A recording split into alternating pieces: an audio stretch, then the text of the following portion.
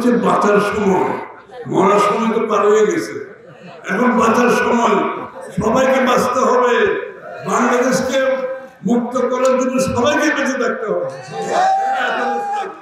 যারা 17 বছর আন্দোলন করছে তাদেরকে বেঁচে থাকতে হবে, এই দেশকে মুক্ত করতে হবে। হাসিনা মুক্ত করতে হবে না, গণতন্ত্র ফিরিয়ে আনার জন্য, গণতান্ত্রিক অর্ডার ফিরিয়ে আনার জন্য, বাংলাদেশের মানুষের মালিকানা ফিরিয়ে আনার জন্য, নির্বাচনের মাধ্যমে বাংলাদেশের মানুষের মালিকানা ফিরিয়ে দেওয়ার জন্য বেঁচে থাকতে হবে সবাইকে। অনেক ষড়যন্ত্র, অনেক কর্মসূচি, অনেক কথা আমরা শুনতেছি। যাদের যে কথা বলার এখতিয়ার নাই তারাও বলতেছে। দুর্ভাগ্যবশত যাদের যে কাজ করার এখতিয়ার না তারা সেই কাজ করতে চাইতেছে, অসাংবিধানিক কাজ করছে, বেআইনি কাজ করছে।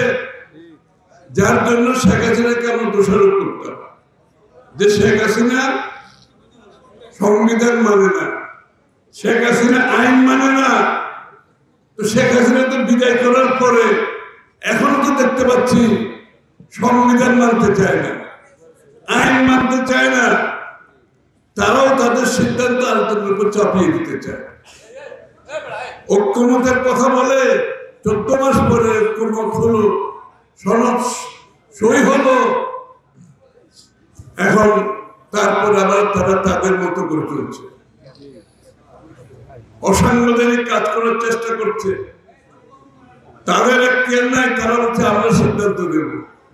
যাদের এখতিয়ার নাই তারাও আবার সিদ্ধান্ত দিতে চায়, অসাংবিধানিক কাজকর্ম করতে চায়, আইন মানতে চায়, ঐক্যমত হয়ে সনদ সই করে ভিন্ন কথা বলতে চায়, আবার তার জন্য রাস্তায় গিয়ে আন্দোলন করতে চায়। এই জন্য কি শেখ হাসিনাকে বিদায় করা হয়েছিল? এই জন্য বিদায় করা হয়নি। জনগণের, এই দেশের মালিক হচ্ছে জনগণ। আপনার কিছু থাকলে আপনি আগামী নির্বাচনে জনগণের কাছে যান, জনগণের সিদ্ধান্ত নিয়ে সংসদে এসে পাস করেন। আপনি তো জোর করে রাস্তায় নেমে আরেকজনের উপর চাপিয়ে দিতে পারেন না। যেখানে ঐক্যমত হয়েছে ঐক্যমতের বাইরে গিয়ে নতুন নতুন কথা এনে নির্বাচনকে বাধাগ্রস্ত করার চেষ্টা করবেন, নির্বাচনকে পিছিয়ে দেওয়ার চেষ্টা করবেন না। আপনার দাবি যেরকম আছে বাংলাদেশের প্রত্যেকটা রাজনৈতিক দলের দাবি আছে। এটার সুরাহা হচ্ছে একমাত্র আগামী নির্বাচনে প্রত্যেকটি দল তাদের দাবি নিয়ে জনগণের কাছে যাবে। আমরা হচ্ছে এখন চাকরি পাওয়ার জন্য আমরা ইন্টারভিউ দিচ্ছি রাজনীতিবিদরা। হ্যাঁ, আমরা রাজনীতিবিদরা চাকরি পাওয়ার জন্য ইন্টারভিউ দিচ্ছি। চাকরি তো দেবেন আপনারা, জনগণ চাকরি দেবে, তাই না?